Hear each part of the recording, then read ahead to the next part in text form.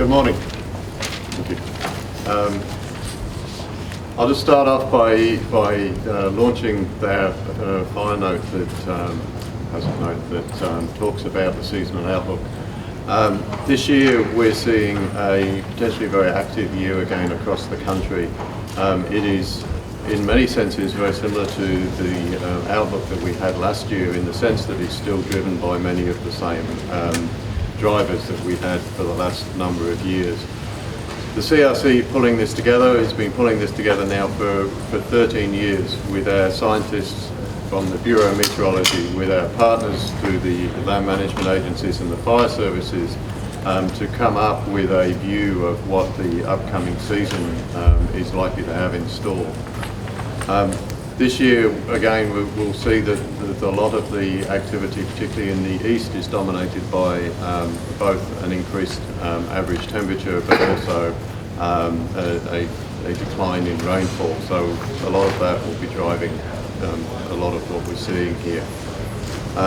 This is a document that is used quite widely across the country to help to communicate to the community about the need to prepare as we move into the fire season. At the moment, this is a good trigger point for people to start that preparation so that we can make sure that people are ready for the fire season when it comes up. It's also worth noting that all of our research shows that whenever we go into communities post-event, that a large proportion of that community are not well prepared for the fire season. A lot of them expressed surprise that they were actually impacted by fires. So it's important that we note that even in the areas that are not in red or above normal, that fires are a normal part of the Australian landscape, that fires can start anywhere, they can start without warning, and in fact many communities may not receive a warning because the fire will just be on them so quickly.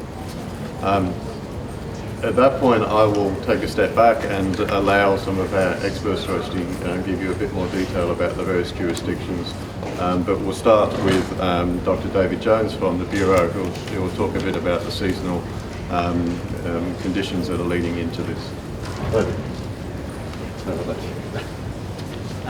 Good morning everyone. So my name's David Jones, I'm from Bureau of Meteorology. So as you'll see, the outlook which is being released today is not really a good news story in terms of climate drivers. So what we have currently affecting Australia is what we call positive Indian Ocean dipole. What that means for Australia is generally warmer than average temperatures and also low average rainfall.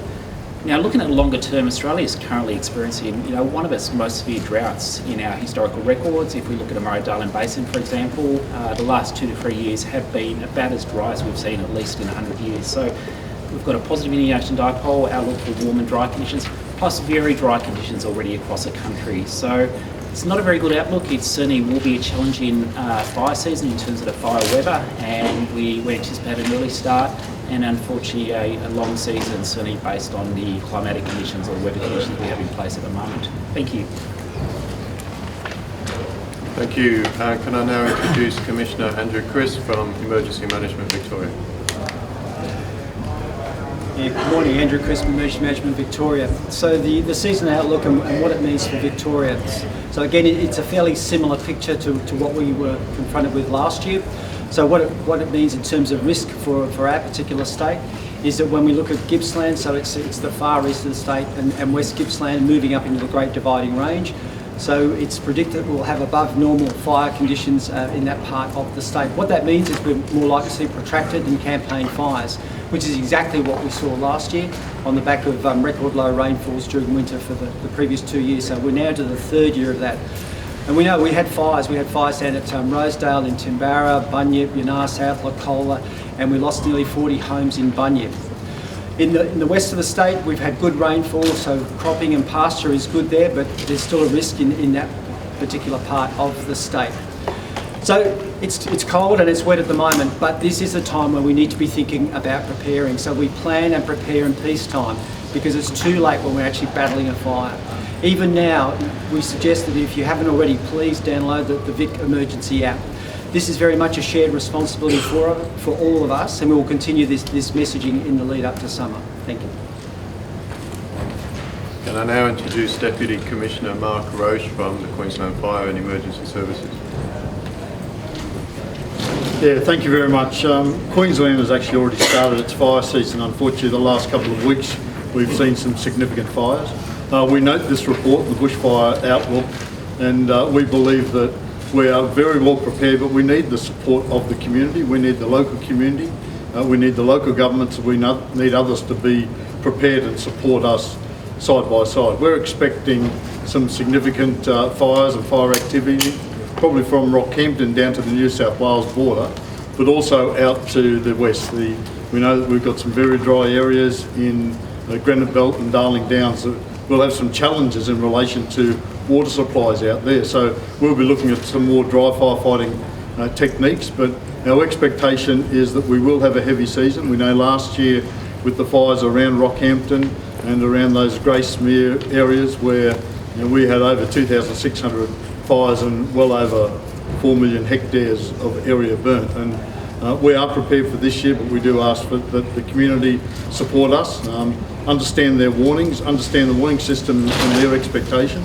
We ask people to be prepared, bushfire prepared. Check out our website for the bushfire survival plan and make sure that if you're provided advice to actually move, you act very, very quickly with your bushfire survival plan. And I'm sure that we will all get through this season together. Thank you. Can I now introduce Senior Assistant Commissioner Bruce McDonald from the New South Wales RFS. Thank you and good morning. New South Wales, like Queensland, has already seen a number of fires, large running fires, about 1,500 so far this month. 4 of those have been significant. We've put out a number of emergency alerts and very unusually at 10 o'clock at night, 11 o'clock at night, quite late. The landscape's dry and the weather's getting warm. I would equate this to 2013, the conditions we're facing. In 2013 we lost more than 200 homes in one afternoon in the Blue Mountains. The community needs to understand that fire can occur at any time and preparation is the key. There won't be a fire truck at every house and you need to have that discussion about a bushfire survival plan with the family. You need to know what you're going to do with the family, with the pets, with all of those that are in your household. Plan it, prepare it and enact it when the time comes. Thank you.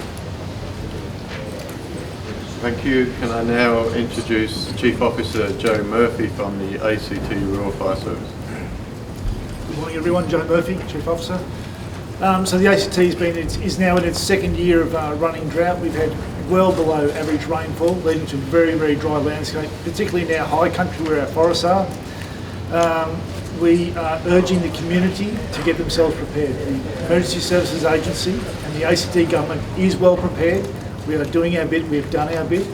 We're really urging the community now to download their bushfire survival plans, fill it out with their families, and once they've done that, we need them to check with their neighbours to become part of the community action to make sure that as a community we're all prepared and we share the responsibility of being bushfire aware this summer season. Thank you very much. Thank you. Can I now introduce Acting Chief Officer Bruce Byatt from Tasmanian Fire Service. Yes, good morning everybody. Bruce Byatt, Acting Chief for Tasmanian Fire Service. I'd like to start by thanking the analysts who put all the information together for us to be able to prepare our agencies for fire seasons. And certainly the information we have at this time is that we've experienced rainfall deficits on the east coast of Tasmania, which will lead to a higher, an above average incidence of fire for that location. The remainder of the state will probably anticipate it will be a normal fire season, and the prediction for us is that we'll have an early start to that fire season on the east coast. So like the other jurisdictions, we're well prepared for what lays ahead for us, and it's not dissimilar to the advice we provided last year before that probably our second worst fire season on record, and that's a constant reminder that people need to be prepared into the future.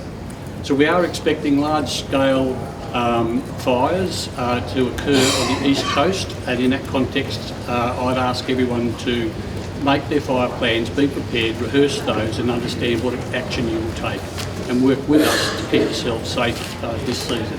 Thank you. And I now introduce Andrew Stark, who's the Acting Chief Officer for the Country Fire Service in South Australia. Yes, good morning. So this outlook highlights a number of areas in South Australia, particularly Kangaroo Island and the Eyre Peninsula. But of course, each summer right across South Australia, every community faces hot windy days with the potential for fast-moving bushfires and grass fires. And again, we urge all members of the community right across South Australia to prepare for the coming season, just as the fire agencies in partnership are preparing for the season.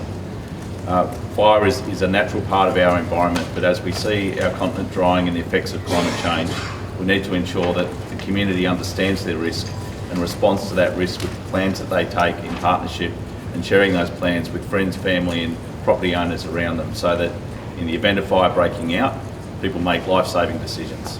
Thanks very much.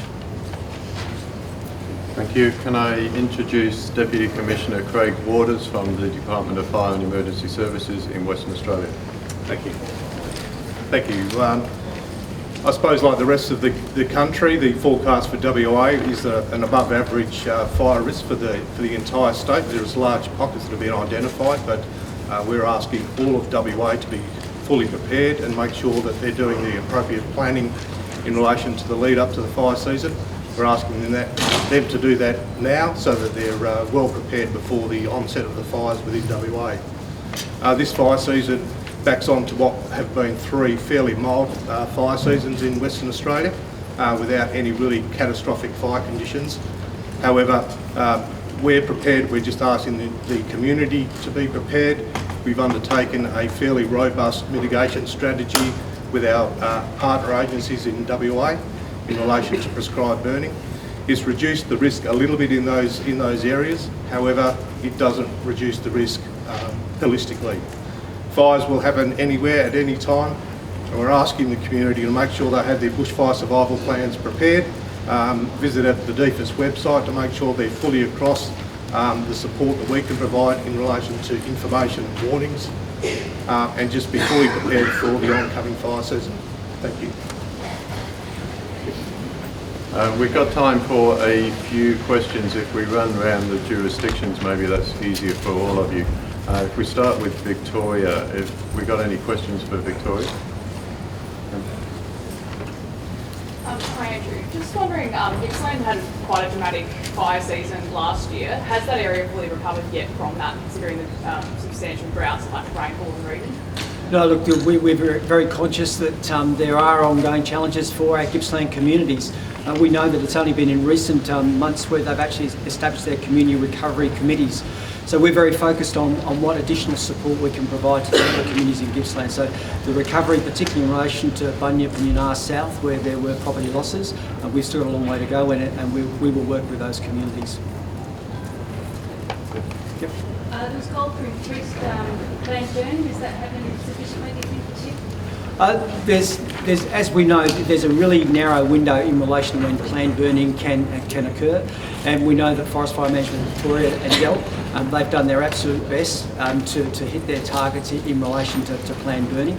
If we want to go into more detail around that, we can have a further conversation post this press conference.